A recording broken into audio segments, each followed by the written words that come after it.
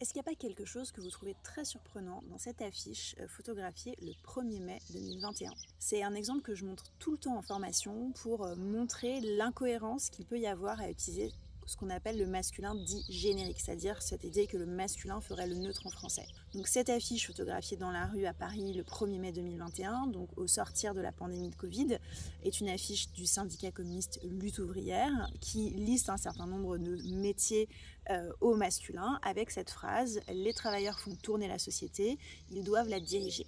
Et en fait, moi, quand j'ai vu cette affiche, ça m'a énormément étonnée. D'abord parce que Lutte ouvrière, c'est un syndicat qui a eu pendant des années comme porte-parole Arlette Laguiller, qui a contribué vraiment à populariser le fameux travailleur-travailleuse en début de discours. C'était hyper important et ça contribuait à visibiliser les travailleuses, justement.